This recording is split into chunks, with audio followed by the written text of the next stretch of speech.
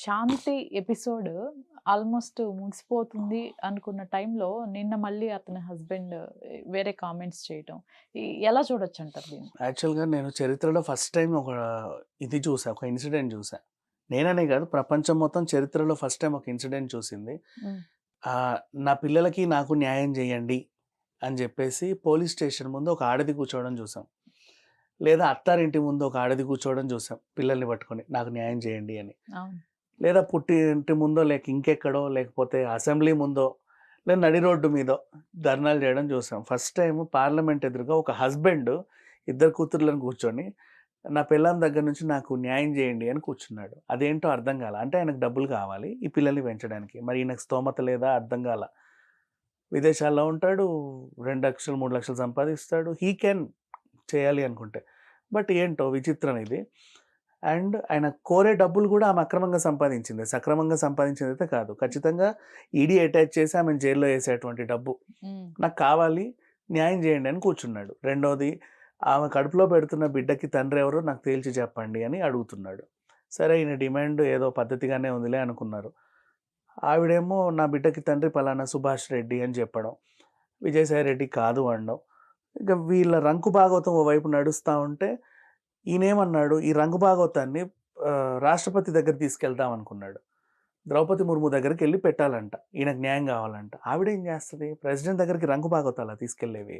ఆవిడేం చేస్తది అసలు? అంటే ఆవిడ కూడా ఒక ట్రైబలే కదండీ! మేము ట్రైబల్సే కదా! మాకు న్యాయం చేయాలంటే ఒక ట్రైబ్ ప్రెసిడెంట్ ఉంది కాబట్టి ఎళ్తున్నామని చెప్పుకొచ్చాడు. మరి ఆహ్, ఇంత విచిత్రమైన సంఘటన అసలు ఇప్పుడే ఫస్ట్ టైమ్ జరిగింది. హ్మ్. అసలు ఎలిగేషన్ పాస్ చేసిందే ఈయన. లేకపోతే మనకి తెలిసేది కాదు అవును. ఇప్పటివరకు. ఇప్పుడేమంటున్నాడు నిన్న, మా ఆవిడ వెరీ గుడ్డు. ఆవిడకి ఏం తెలీదు. చాలా అమాయకురాలండి పాపం. వీళ్ళే ఆమెని ట్రాప్ చేసి, దేవాదాయ శాఖకిలో మంచి పోస్ట్ ఇప్పించి, ఈవిడ చేత అక్రమాలు చేయించి వాళ్ళు దోచుకున్నారు. అండ్ ఈమెని బెదిరించి పలుమార్లు అత్యాచారం గూడా చేశారు. అలా పుట్టిన బిడ్డే తను. మా ఆవిడకసలు ఏమీ తెలీదు. ముందు మాకు న్యాయం చేయండి అని చెప్పారు. అసలేం జరిగింది తెర వెనుక అంటే, ఈయన గొడవ జరుగుతుంది గదా! శాంతి ఆల్రెడీ అడ్వకేటే. తను లా చదివింది. తనకు మంచి ఫ్రెండ్స్ కూడా ఉన్నారు అడ్వకేట్‌లో.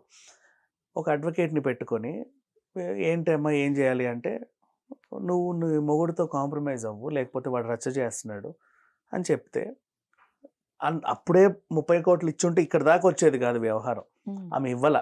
సో, నువ్వు కాంప్రమైజ్ అవ్వు. ఇప్పుడు ఎలాగో నువ్వు జైలుకెళ్తావు. ఖచ్చితంగా ఎళ్తావు. ఎందుకంటే దేవాదాయ శాఖలో అక్రమాలు జరిగాయని అందరికీ తెలిసిపోయింది. విజయసాయి రెడ్డి, ఆ సుభాష్ రెడ్డితో పాటు నువ్వు కూడా వెళ్తావు. నిన్ను విడిపించి తీసుకురావాల్సిన మనిషి బయట ఒకడుండాలి.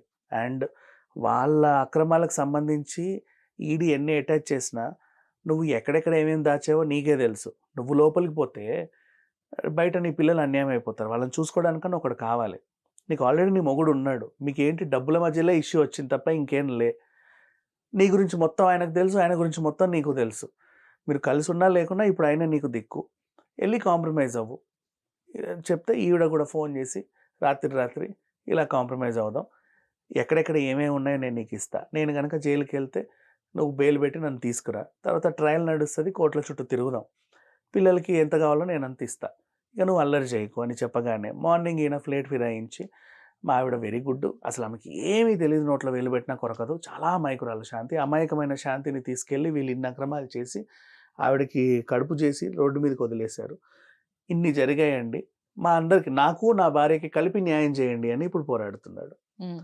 దీన్ని ఇంత నీచంగా ఎలా చూడాలో తెలీదు. ఇప్పుడు ఈయననే ఫస్ట్ ఎప్పుడైతే వచ్చాడో, అప్పుడే ఈ స్టోరీతో వచ్చుంటే ఈరోజు శాంతిని అందరూ ఇలా చూసేవాళ్ళు కాదు. హ్మ్. అయ్యో పాపం అమాయకమైన శాంతి, పాపం ఆవిడని తీసుకెళ్ళి ఇలా చేశారంట, అక్రమాలు జరిగాయంట అని మొత్తం విజయసాయి రెడ్డికి, సుభాష్ రెడ్డికి అంటేది ఫస్ట్ చేసుంటే. అవును.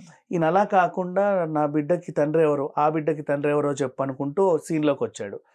శాంతి బ్రతుకంతా రోడ్డు మీద పడింది. ఇప్పుడు ఆవిడ మంచిది అని నేను ఎంత చెప్పినా సరే అది కడిగేస్తే కడిగిపోయేంత లేదు. ఆల్రెడీ నానిపోయింది. డ్యామేజ్ జరిగిపోయింది. హ్మ్. ఎంత జరగాలో అంత జరిగింది. ఇకపోతే శాంతిని మొన్న దేవాదాయ శాఖ కూడా అడిగింది.